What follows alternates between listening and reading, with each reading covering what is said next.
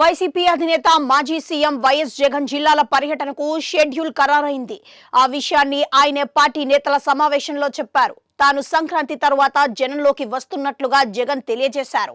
6 నెలల పాటు టీడీపీ కూటమి ప్రభుత్వానికి టైం ఇచ్చామని, అయితే ఈ ప్రభుత్వం ఎన్నికల్లో ప్రజలకు ఇచ్చిన హామీలు ఏవీ అమలు చేయలేదని అన్నారు. దాంతో ప్రతి ఇంట్లో ఇదే విషయం మీద చర్చ సాగుతుందని జగన్ పార్టీ నేతలతో అన్నారు. 5 ఏళ్ల పాటు వైసీపీ అమలు చేసిన సంక్షేమ పథకాలను టీడీపీ సూపర్ 6 హామీలు ఇచ్చి అమలు చేయని తీరును జనాలు సరిపోల్చుకొని కూటమి ప్రభుత్వం పట్ల వ్యతిరేకతను పెంచుకుంటున్నారు అని జగన్ విశ్లేషించారు. అందువల్ల జనంలోకి వెళ్లేందుకు ఇదే సరైన సమయం అని ఆయన అంటున్నారు. జనవరిలోగా పార్టీ కమిటీలు అన్ని బూత్ లెవెల్ వరకు వేయాలని ఆయన పార్టీ నేతలను ఆదేశించారు. అంతేకాకుండా పార్టీ నేతలు అంతా అనుసంధానం అయ్యేలా వాట్సాప్, ఇన్స్టా, ఫేస్బుక్ ఉండాలని సూచించారు. ప్రతి పల్లెల్లో జరిగే ప్రజా వ్యతిరేక కార్యక్రమాలను వీడియోలుగా తీసి సామాజిక మాధ్యమాల్లో అప్లోడ్ చేయాలని జగన్ కోరారు.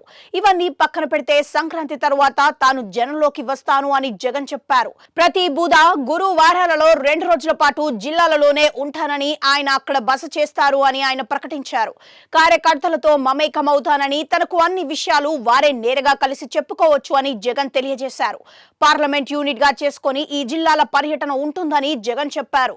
అంటే మొత్తం 26 జిల్లాల్లోనే 2 రోజులు లెక్కన 52 రోజుల పాటు జగన్ పర్యటనలు నిరంతరాయంగా సాగుతాయని అంటున్నారు. ఇక జగన్ ఎక్కడ నుంచి తన జిల్లాల టూర్ ప్రారంభిస్తారు అన్నది కూడా చర్చగా ఉంది. జగన్ ఉత్తరాంధ్ర నుంచి ప్రారంభించవచ్చు అని ఒక ప్రచారంగా ఉంది.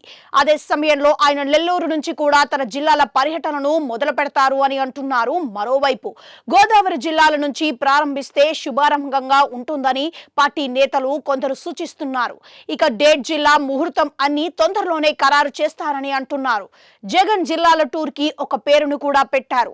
కార్యకర్తలతో జగన్ అన్న పార్టీ బలోపేతానికి దిశా నిర్దేశం అనే పేరుతో కార్యక్రమం నిర్వహించాలని సూత్రప్రాయంగా నిర్ణయించినట్లుగా తెలుస్తోంది. జగన్ తాను స్వయంగా చేసిన ఈ ప్రకటనతో క్యాడర్లో అయితే జోష్ కనిపిస్తోంది.